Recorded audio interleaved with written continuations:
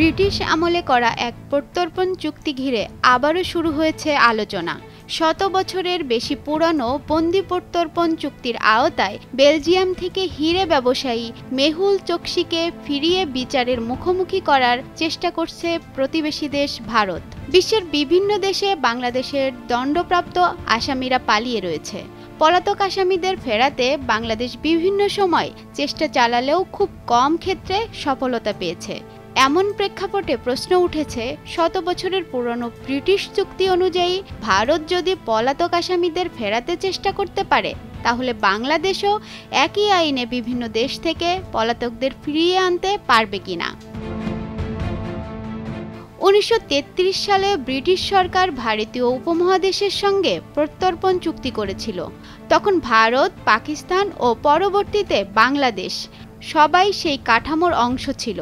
কিন্তু ১৯৭১ সালে স্বাধীনতা অর্জনের পর বাংলাদেশ আন্তর্জাতিক আইন ও কূটনৈতিক ব্যবস্থাপনায় সম্পূর্ণ নতুনভাবে যুক্ত হয় বৈশ্বিক চুক্তির কাঠামোতে।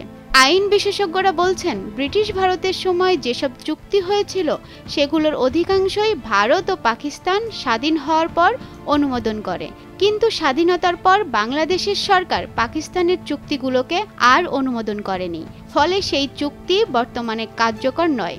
বাংলাদেশ একটি স্বতন্ত্র রাষ্ট্র, যার আন্তর্জাতিক চুক্তি ও আইন হতে হবে নতুনভাবে স্বাধীন পরিচয়ে। ফলে পুরনো সেই চুক্তির বলে বাংলাদেশ এখন আর কোনো দেশ থেকে অপরাধী ফেরত আনতে পারবে না। বাংলাদেশে পলাতক অপরাধীদের প্রত্যর্পণ সংক্রান্ত বন্দি প্রত্যর্পণ আইন ১৯৭৪ নামের একটি আইন রয়েছে। এই আইন অনুযায়ী বাংলাদেশও কোনো বিদেশি রাষ্ট্রের মধ্যে প্রত্যর্পণ অপরাধে অভিযুক্ত বা দণ্ডিত কোনো ব্যক্তিকে বাংলাদেশে পলাতক অপরাধীদের প্রত্যর্পণ সংক্রান্ত বন্দি প্রত্যর্পণ আইন ১৯৭৪ নামে একটি আইন রয়েছে। এই আইন অনুযায়ী বাংলাদেশও কোনো বিদেশি রাষ্ট্রের মধ্যে প্রত্যর্পণ অপরাধে অভিযুক্ত বা দণ্ডিত কোনো ব্যক্তিকে প্রত্যর্পণের উদ্দেশ্যে চুক্তি করতে হবে। তবে অভিযুক্ত অপরাধী যদি চুক্তিভুক্ত রাষ্ট্রে অবস্থান করে, তবেই সরকার বাংলাদেশে সমর্পণের জন্য আবেদন করতে পারবে। বাংলাদেশের সঙ্গে এখন মাত্র দুটি দেশের বন্দি প্রত্যর্পণ চুক্তি রয়েছে। এর মধ্যে একটি দেশ ভারত এবং অপর দেশটি থাইল্যান্ড।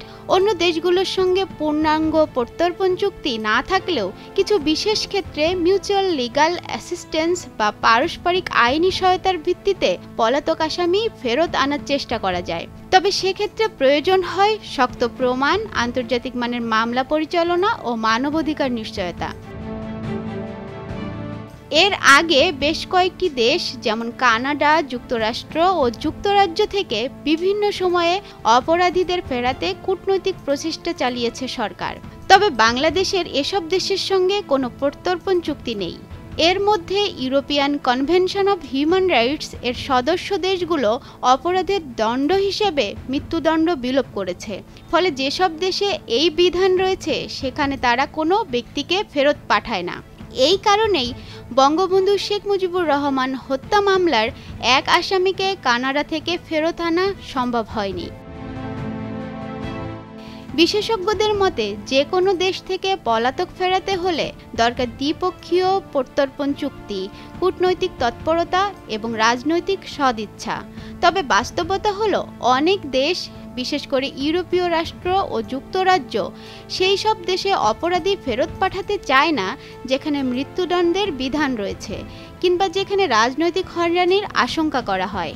তাই বিচারহীনতার সংস্কৃতি দূর করতে হলে বাংলাদেশের উচিত প্রত্যর্পণ চুক্তির জন্য কূটনৈতিক তৎপরতা জোরদার করা। অনামিকা রায়, ভোরের কাগজ।